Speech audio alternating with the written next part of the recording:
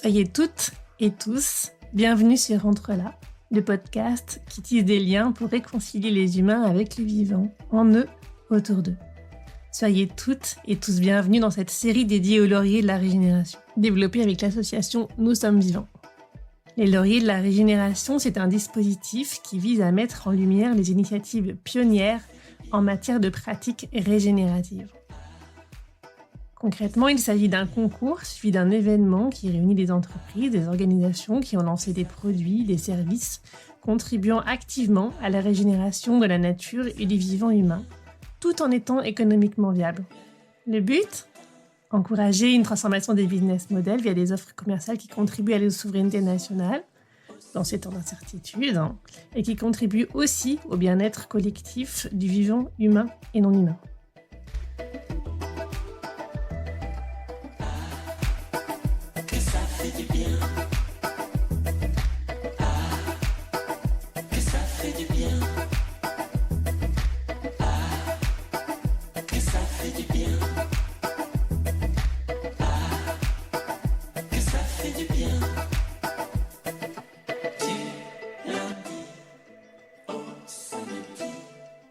Aujourd'hui, sur le podcast Entre là, j'accueille Thomas Breuzard, directeur Parma Entreprises de Norcis, société de 750 salariés.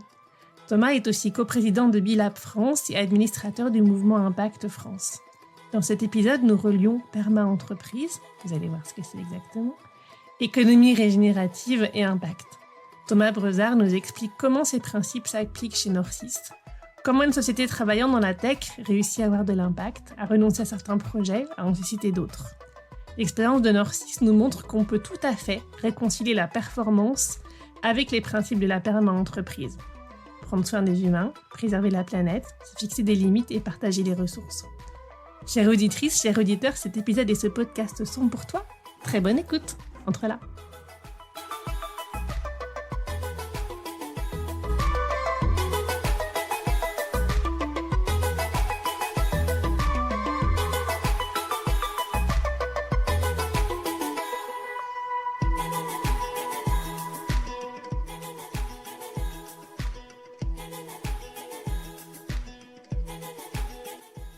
Bonjour Thomas, un grand merci d'être avec nous aujourd'hui sur le podcast Entre là avec l'association Nous sommes vivants pour les lauriers de la régénération.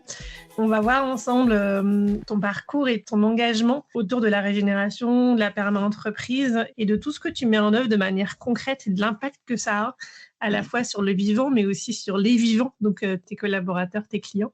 Peut-être pour démarrer, est-ce que tu veux te présenter rapidement, juste pour qu'on fasse tous connaissance ? Avec plaisir, mais je vais le faire aussi succinct que possible. Salut Gaël, merci pour l'invitation.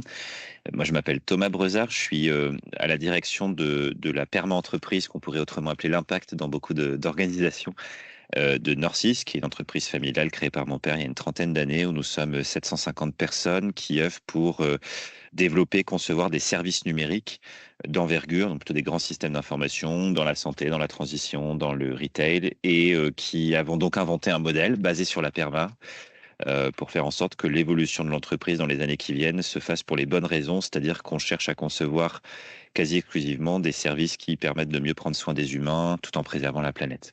Long chemin au bout duquel nous ne sommes pas, mais on s'est donné les meilleurs outils et moyens pour le faire, ça on va y revenir. Et puis par ailleurs, je m'engage pas mal dans des réseaux, dans des dynamiques collectives, parce qu'on a absolument besoin de s'organiser collectivement pour œuvrer et avoir plus d'impact, comme dans le cadre du mouvement Bicorp que je co-préside, au mouvement Impact France. Et peut-être dernière chose, la plus importante pour aujourd'hui, c'est qu'on a imaginé créer une structure associative qui s'appelle le Regen Écosystème, avec des hauts penseurs français de la régénération. Ça peut être pas mal qu'on définisse un peu les choses, parce qu'on parle de Parma Entreprise, d'économie régénérative, d'organisation régénérative, d'impact, de Bicorp. Comment toi, tu définis ton engagement et puis comment tu relis toutes ces notions ? Alors justement, c'est un peu pour cette raison-là qu'on a eu besoin d'inventer la Parma Entreprise. Je m'explique, Gaël.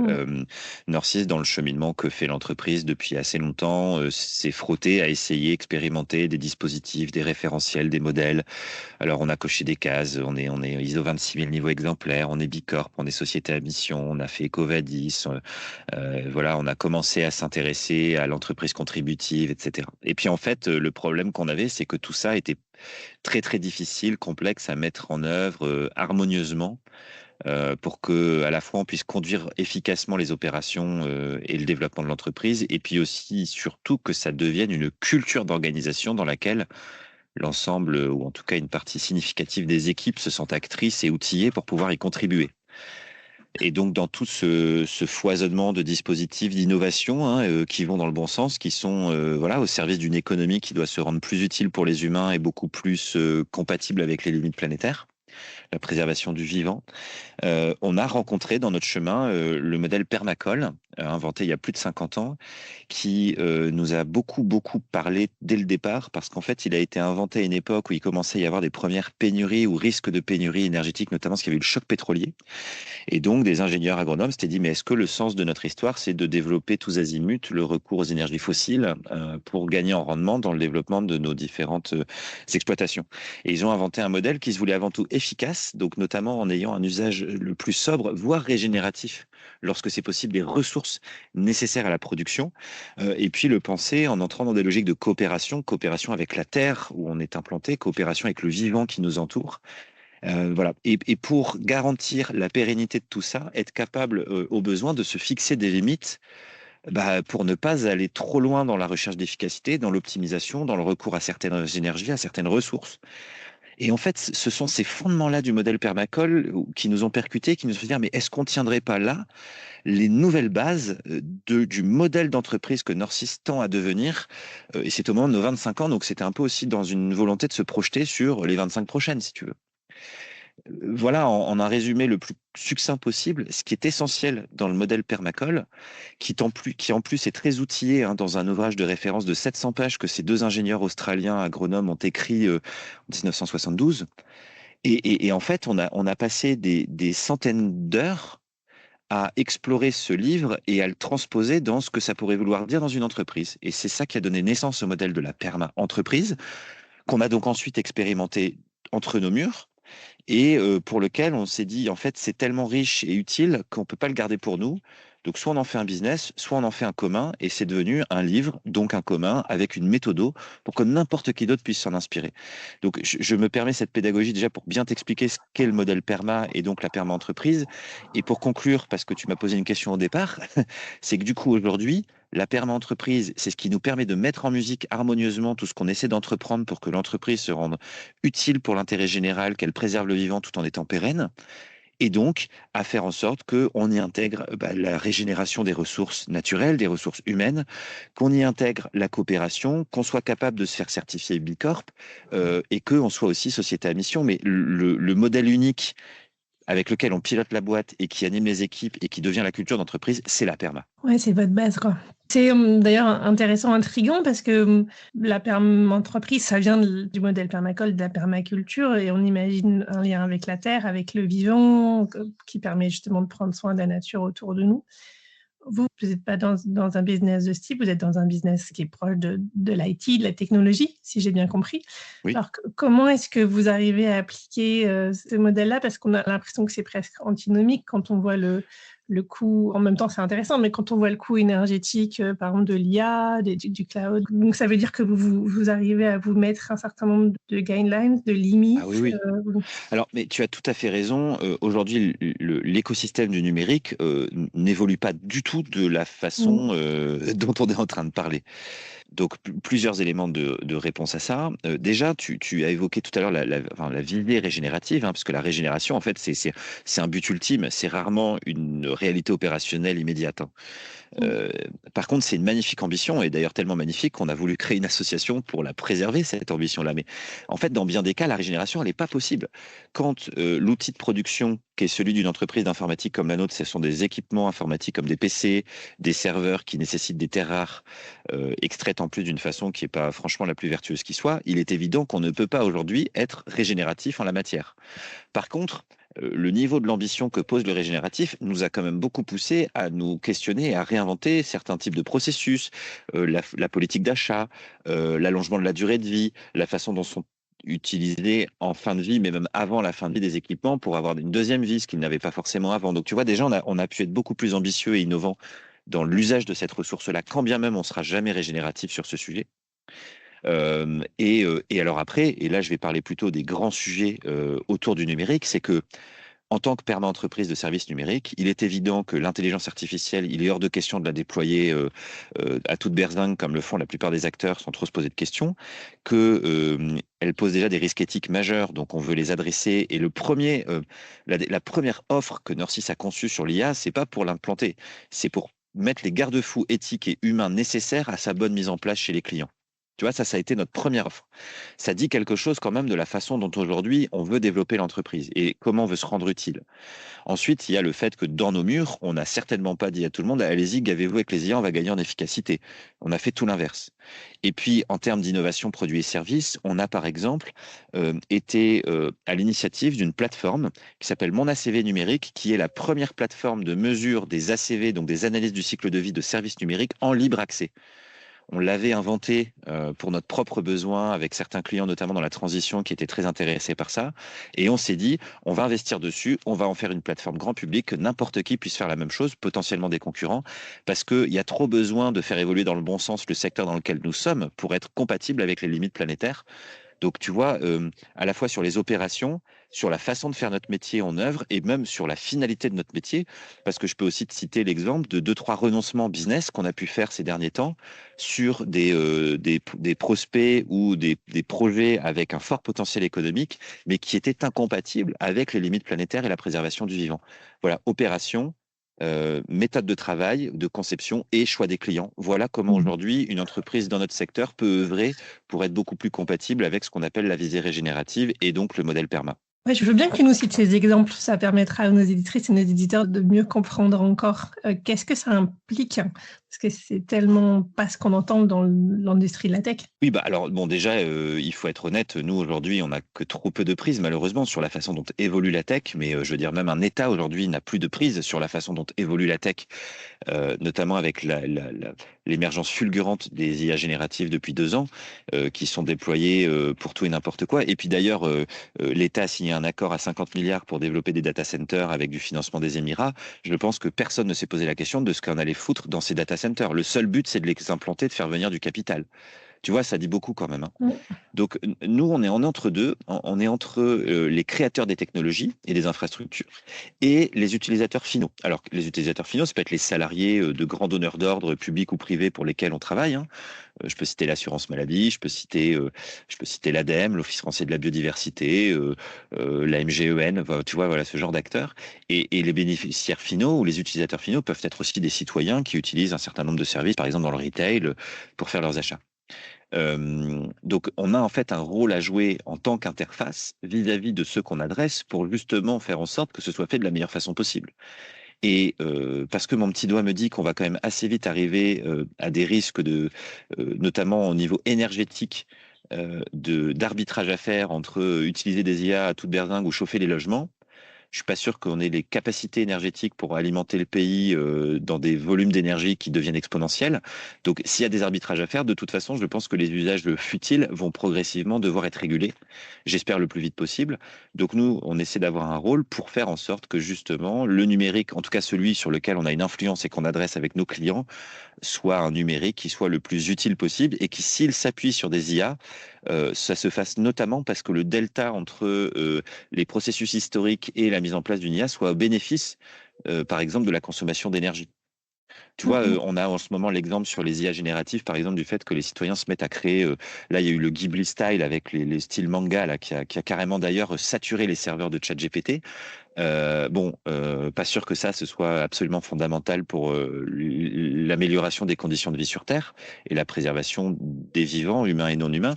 Nous, il est clair qu'aujourd'hui, on ne veut pas avoir à déployer ce genre d'IA dans des projets pour nos clients parce que ce serait pas forcément juste de le faire. Mais ça montre vite aussi la façon dont ces écosystèmes-là peuvent quand même saturer si la demande devient vraiment trop vite exponentielle, y compris pour les créateurs même de ces techs. Oui, et quand tu évoques la question des priorités, des choix, ils sont déjà à faire et ils sont déjà aussi à faire en France. Romain Couillet, que j'ai interviewé il y a quelques semaines, parlait de ST Microelectronics à Grenoble et qui avait besoin de beaucoup d'eau pour refroidir ses data centers. Et pour qu'ils aient cette eau-là, il a fallu priver les riverains, les citoyens de Grenoble d'eau pendant l'été. Il a même fallu priver les maraîchers qui avaient plus d'eau pour faire pousser leurs fruits et légumes. Alors ça va être l'autre sujet majeur que l'énergie. Merci de m'y amener, parce que c'est vrai que les ressources en eau nécessaires, historiquement, pour fabriquer les devices, les équipements, les terminaux, les réseaux, étaient déjà colossaux, mais les quantités d'eau nécessaires pour refroidir les systèmes, tout autant. Et on ne pourra pas implanter tous les data centers en Finlande ou en Norvège, voire au Groenland, je pense. Donc il y a d'ores et déjà, t'en cites un, mais il y a d'ores et déjà dans différentes régions du monde des gros conflits d'usage. Et l'implantation des data centers, y compris en France, risque de nous y amener.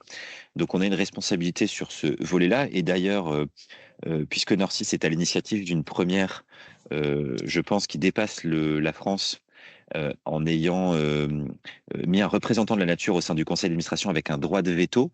Ce représentant de la nature nous a justement demandé de beaucoup mieux évaluer la façon dont Nord 6 aujourd'hui a des impacts sur les ressources en eau, à travers les équipements qu'on utilise et les services que l'on conçoit. Donc c'est un sujet qu'on est en train de commencer à explorer. On est au début, donc je suis très modeste dans mon propos face à ça. Mais je pense qu'historiquement, les acteurs du numérique, de toute façon, ont beaucoup trop peu considéré leurs impacts et dépendances vis-à-vis du vivant. Parce qu'il y a eu cette idée fausse d'ailleurs que le numérique est immatériel, etc. Le caractère exponentiel du développement des services numériques et des usages qui sont en train d'en faire un des principaux contributeurs d'émissions de gaz à effet de serre d'ailleurs sur la planète, ou en tout cas à l'échelle 5 ans, c'est certain que ça va devenir, vont nécessairement nous pousser à devoir beaucoup plus interroger nos impacts et nos dépendances. Et je pense que les géants de la tech passeront pas à côté de l'évaluation de leur dépendance. Et nous, on est à plus petite échelle, mais du coup, on veut les maîtriser pour avoir les meilleurs leviers d'action ensuite, pour agir sur la préservation des ressources en eau, sur la non-pollution, et donc sur en fait la meilleure durée de vie des infrastructures numériques qui nous permettent de mener nos vies. Mais je pense qu'à l'avenir, et je l'espère en fait même, on aura des mécaniques de décision, qu'elles soient au niveau des États ou des entreprises, qui nous pousseront à ne concevoir que des services qui sont réellement utiles. Ouais, je l'espère aussi de tout mon cœur avec toi.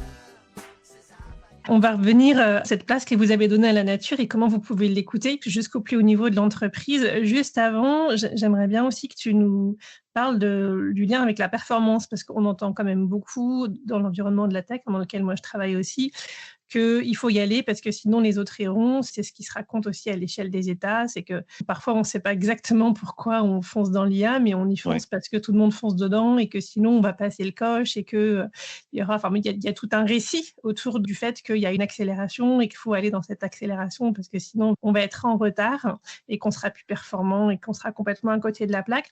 C'est pas ce qui vous arrive. Alors comment vous reliez cette préoccupation qui est belle et bonne et qui devrait tellement être contagieuse, et puis les notions de performance dans l'économie financiarisée dans laquelle on est plongé aujourd'hui? En fait, j'ai une réponse commune à tes deux questions. Ça s'appelle l'actionnariat familial. Et ça s'appelle surtout l'envie de partager le pouvoir et la richesse. En fait, aujourd'hui, le problème des géants de la tech et des très grandes entreprises, c'est qu'elles sont cotées en bourse et donc elles répondent à une injonction constante de rendement financier court terme.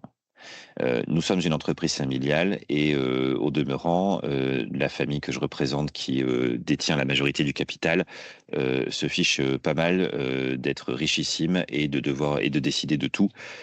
On pense que c'est avant tout une aventure collective et que donc on doit partager collectivement les richesses que l'on crée. Alors collectivement, c'est avec les salariés, mais aussi avec la société civile. et aussi les mécaniques de décision. C'est pour ça qu'on est à l'aise avec le fait de partager une partie du pouvoir et de la richesse, jusqu'à créer un fonds de dotation, donc qui a une vocation d'intérêt général, qui est devenu actionnaire de l'entreprise parce qu'on lui a donné du capital, on s'en est destitué.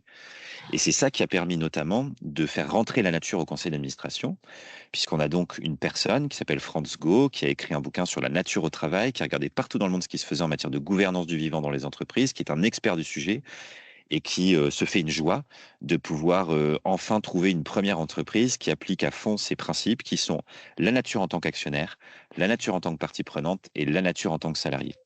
Je t'explique rapidement ce que ça veut dire, ces trois axes-là. Oui. La première, la nature actionnaire. Donc, parce qu'on a un fonds qui est actionnaire, Franz y siège, et donc à ce titre, il a un siège au conseil d'administration.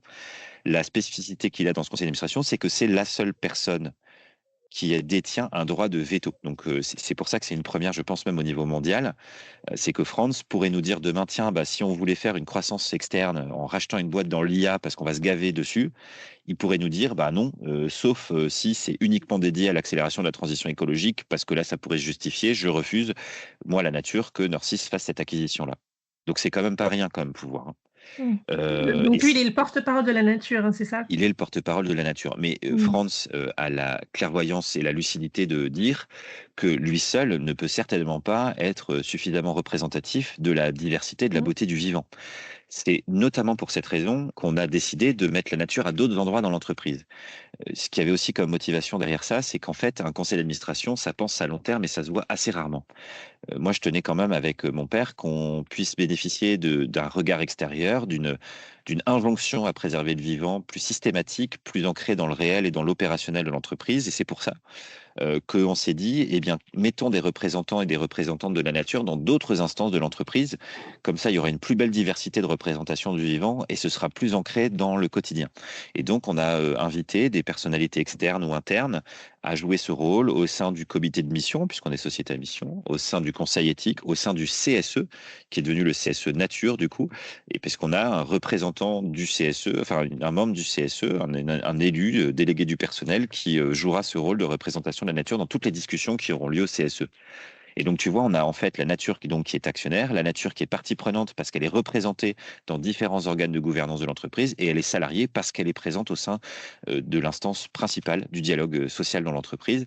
Voilà comment on est en train de mettre en place de façon complète un dispositif pour que la nature soit représentée dans sa diversité par des personnes à différents échelons de l'entreprise.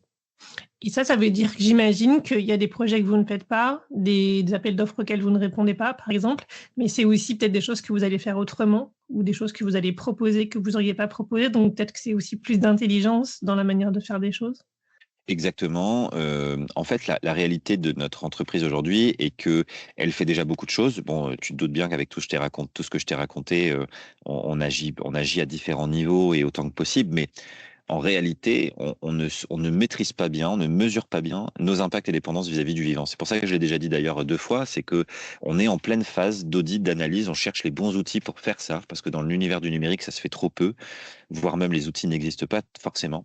Et donc, on veut bien mieux appréhender ces impacts et dépendances pour que demain, on continue de faire des choses, mais on les fasse en sachant quels sont les meilleurs leviers d'action et quelles seront les conséquences de nos décisions. C'est aussi grâce à ça qu'on va pouvoir outiller les représentants de la nature pour qu'ils aient la posture la plus juste possible lorsqu'ils seront amenés à peut-être challenger des échanges de discussions et des discussions qui pourraient se prendre au sein de l'entreprise, que ce soit dans l'orientation des travaux de notre pôle d'innovation, du conseil éthique ou dans les choix du CSE sur les bénéfices qu'on va apporter aux salariés, les voyages qui sont organisés, ce genre de choses. Je comprends parfaitement que si on n'est pas détenu par un fonds, que si on sort de l'économie financiarisée, on peut s'intéresser au long terme, mais on n'est pas que focalisé sur le court terme comme tous les autres. Reste malgré tout le sujet de la performance à moyen et à long terme. Et puis, vos clients, les clients avec lesquels vous travaillez, est-ce qu'il y a des clients avec lesquels vous ne travaillez pas? Comment vous les choisissez? Comment ils vous choisissent? Parce que vous êtes quand même dans l'économie de marché et puis qu'il y a tous les concurrents autour de vous et donc une manière de se positionner, des décisions à prendre aussi vis-à-vis de cette économie-là dans laquelle on est tous ensemble. Donc oui, je t'ai déjà dit et cité le fait qu'on avait pu renoncer ces dernières années. Alors ça peut être pour des raisons environnementales. Je pense à un projet qui serait trop intensif en émissions de gaz à effet de serre, dans sa finalité ou dans la finalité qu'il permet. Par exemple, dans le cas du retail, pourrait clairement être challengé et ça a déjà été le cas. On a pu être amené à renoncer, mais ça peut être vrai pour d'autres raisons, hein. On a pu renoncer aussi parce que dans notre métier de prestation de service, la façon dont les prestataires sont parfois mis sous pression peut vraiment créer de la casse humaine. Donc, on a pu aussi renoncer parfois à des projets où on sentait que les méthodes de management allaient être potentiellement trop toxiques, ou encore parce que dans le modèle PERMA, il y a la redistribution de la richesse et que lorsque tu es face à un prospect qui te promet monts et merveilles au niveau économique, mais dont les domiciliations fiscales sont à Malte et en Suisse, tu te dis qu'il ne contribue pas vraiment à l'effort national de répartition de la richesse. Donc, on a pu aussi être amené à refuser pour cette raison-là. Après, il y a des secteurs. Alors, certains secteurs peuvent être aujourd'hui, d'une certaine manière, proscrits, mais en réalité, c'est surtout la finalité de ce qui est proposé. Parce que quand, par exemple, tu es face à une multinationale, elle a des activités très, très, très variées. Donc, ça peut être une opportunité intéressante que d'aller accélérer certaines formes de transition chez cette multinationale, quelle qu'elle soit, hein. J'en cite pas volontairement parce que ça peut être n'importe laquelle.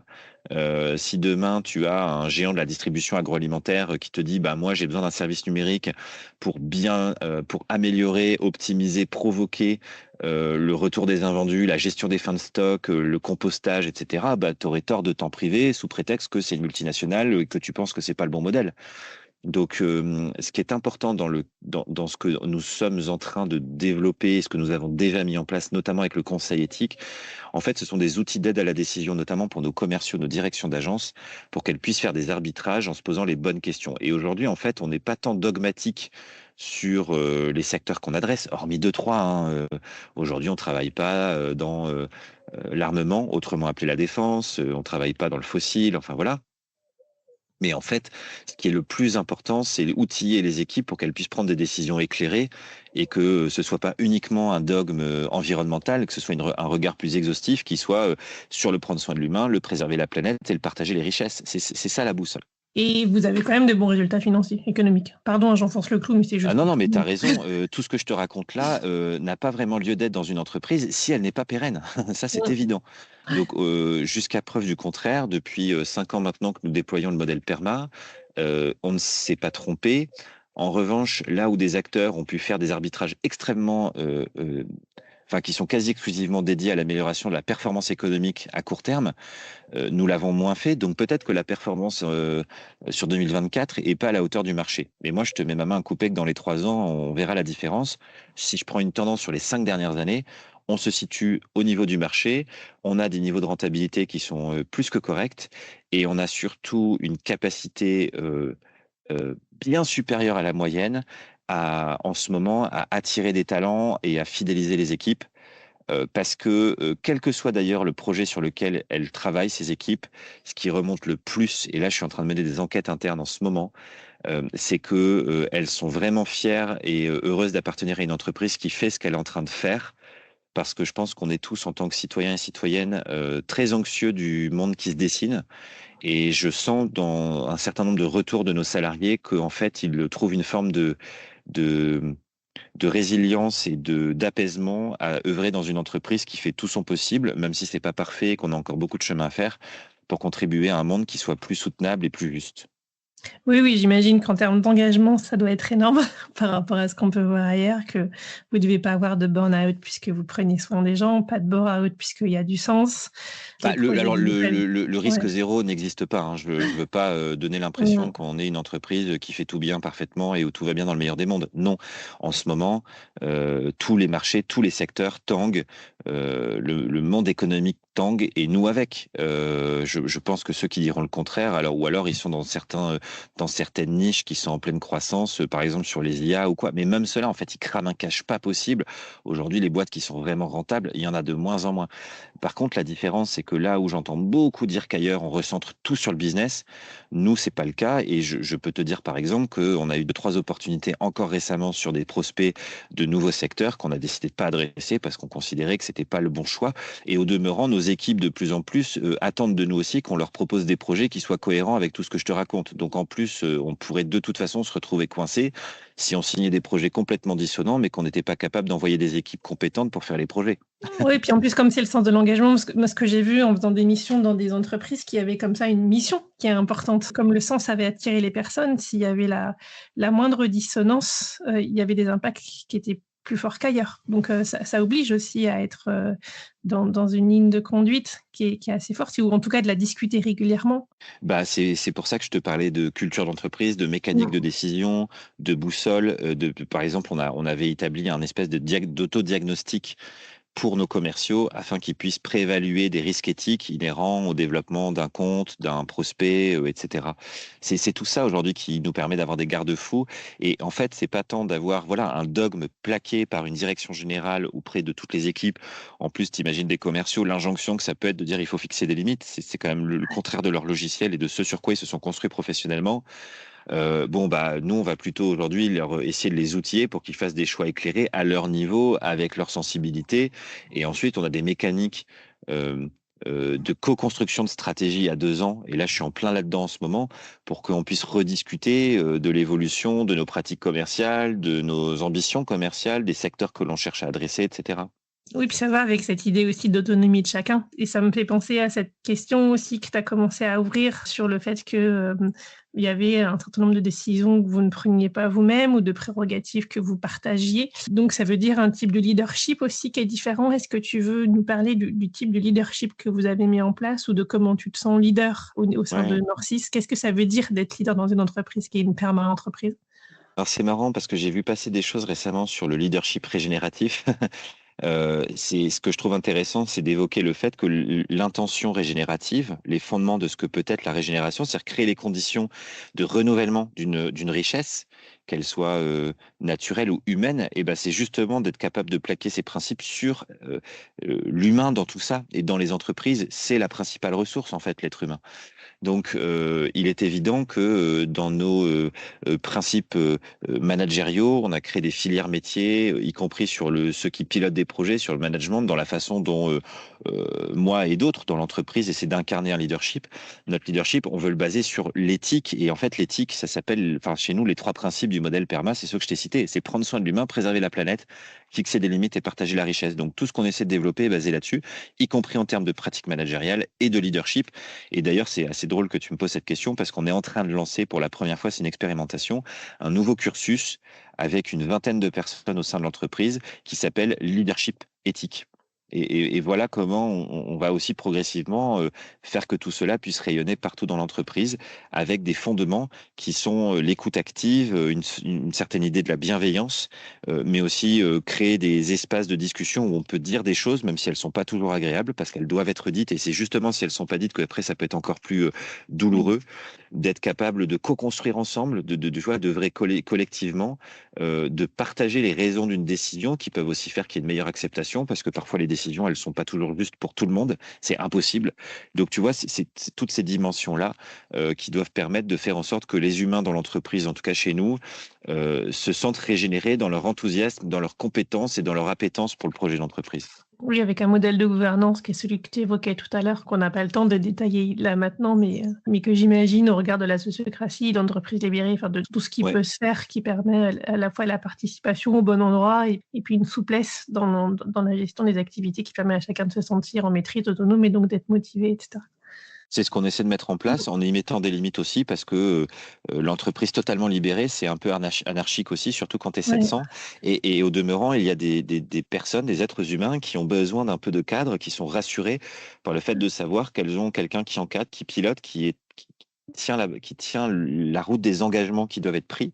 Donc voilà, on essaie de s'adapter. En fait, le vivant, c'est quand même une façon aussi de considérer que chacun est singulier, qu'on peut avoir des moments de sous-optimalité et que c'est pas grave. Au contraire, ça sert la robustesse, ça sert la résilience.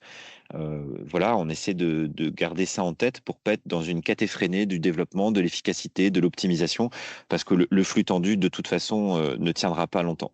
C'est que c'est épuisant, ouais. On avait parlé avec Olivier Hamon dans un autre épisode. Je te remercie beaucoup pour tout ça. Est-ce qu'en conclusion, il y a quelque chose que tu voudrais dire dont on n'a pas encore parlé? Que voilà, je pense sincèrement que l'économie à visée régénérative, c'est la plus belle histoire qu'on puisse écrire dans les années à venir pour faire évoluer le monde économique, que la régénération a un potentiel formidable, mais a besoin d'être protégée, préservée pour ce qu'elle est. C'est exactement pour cette raison qu'on a imaginé cette association qui est le Regen Écosystème. C'est exactement pour cette raison qu'on s'associe au laurier de la régénération et je suis très heureux que ce soit le cas. on a besoin de s'unir pour collectivement mieux définir ce que peut être le régénératif, des boussoles, d'aide à la décision, des guides pratiques, que ça devienne une nouvelle norme, mais pas au service du washing, au service d'une réelle transition des acteurs économiques et que tous ensemble on puisse avoir une voix qui porte un peu plus loin, pardon, pour que ce soit plus largement su, connu et mis en pratique de la façon la plus juste possible. Ben, je le souhaite de tout cœur. Merci beaucoup pour tout ça, Thomas. Eh bien, je t'en prie, Gaëlle, merci pour l'invitation.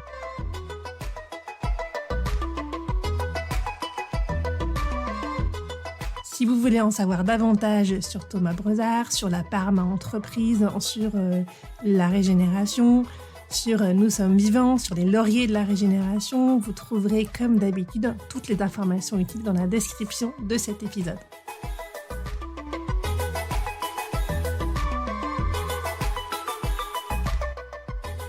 Ce podcast n'est pas seulement le mien, c'est aussi le vôtre, c'est le nôtre. Si vous voulez contribuer, intervenir, proposer, contactez-moi. Si vous avez aimé cet épisode, partagez-le autour de vous, mettez des étoiles pour le noter et abonnez-vous pour ne pas manquer les prochains. À très bientôt!